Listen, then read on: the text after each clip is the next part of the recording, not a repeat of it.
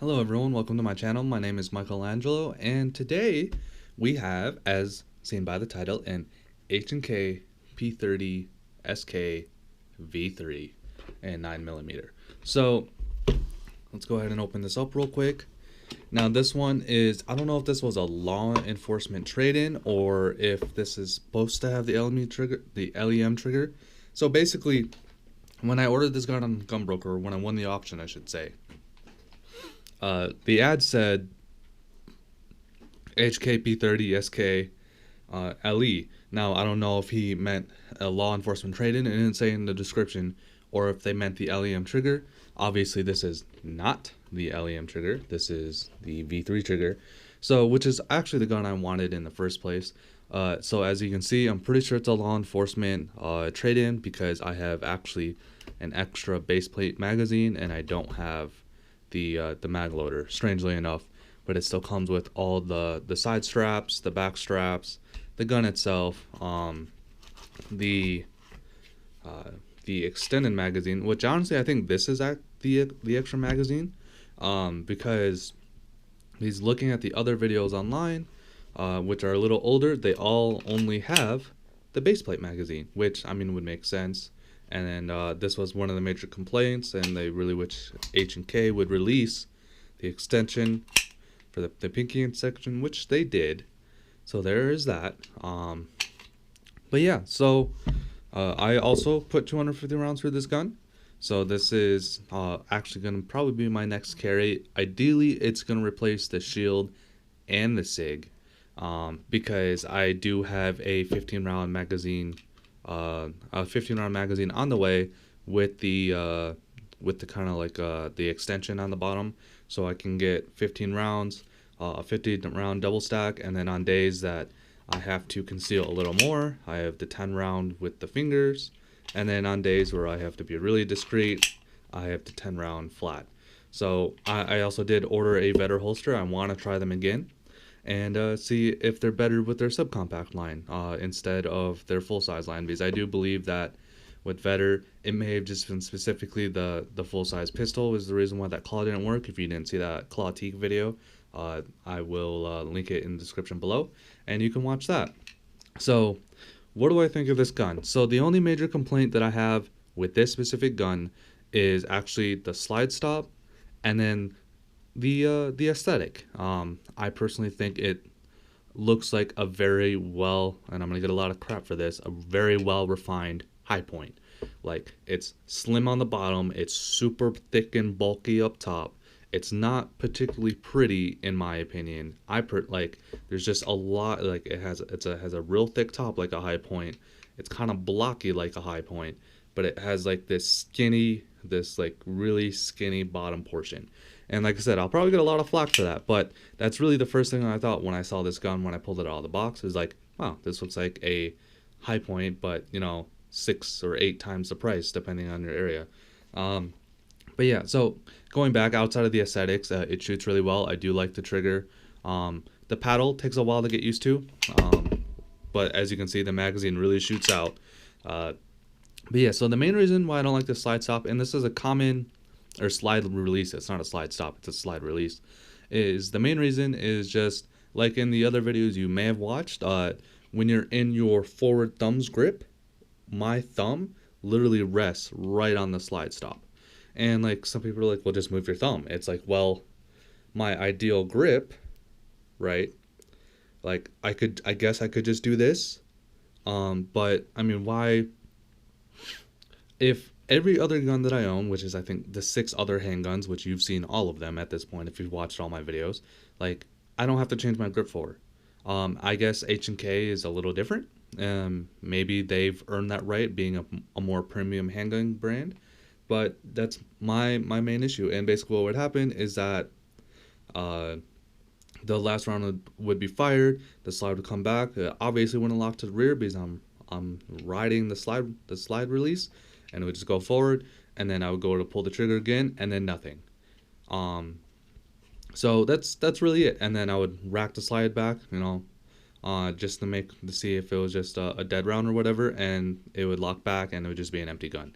That was my only real complaint with this gun. Outside of that, it shot great. It did not shoot nearly as good as the CZ. Granted, as you can see, this is a polymer gun, and it kind of enforced my initial thought with the CZ that maybe the reason why I fired the CZ so well is because it was an all steel gun. I believe this gun is about the same weight, right? All of the guns that, as you can see, are that I own are under 27 ounces. I believe the SIG P320 is the heaviest at 27, and that is with a full 17 round magazine. So, or 15 technically if you're, since it's a compact, and I believe it's like 28 or 29 with a 17 round magazine. So with that being said, this actually has, I don't know if you can see it, but the true dots, I believe these are supposed to be night sights, but they're very faded. I don't even think they glow anymore. So there's that. Now the trigger, it's good. I like it a lot. Again, this is only 250 rounds. It's also a polymer trigger, which kind of trips me out because I believe all my other guns, the triggers are steel. So that felt kind of weird. But that's just more of a gun newbie thing for me. Let's see, let's put on the magazine is in. So basically, yeah, as you can see, the trigger's here. Not bad. The single action, obviously, you still have a little bit of take up, and then the break, really clean.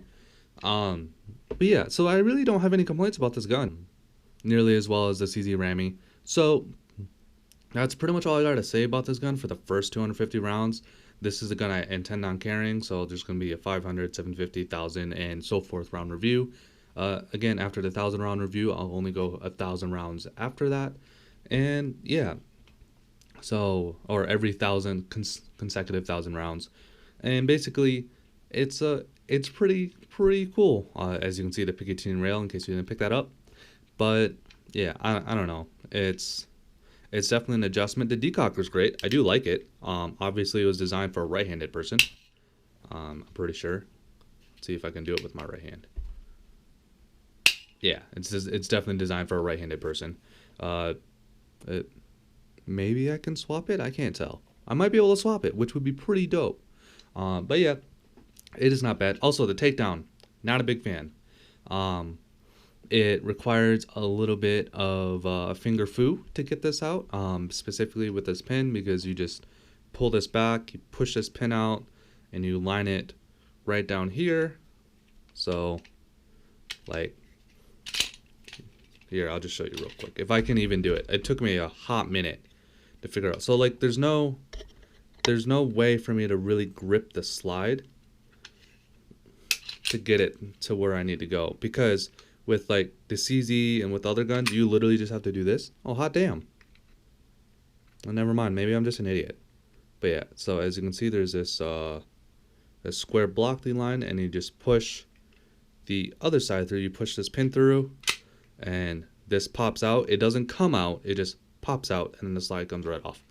But yeah, I don't know. Maybe I'm just an idiot. You can call me an idiot in the comments. But the very first time I did it, I struggled very much to get this gun apart. But outside of that, like I said, the gun shot great. For the test that I was referring to, the CZ, that game that I played with the H&K, I only got to about maybe 18 or 19 yards. Not in single action, mind you.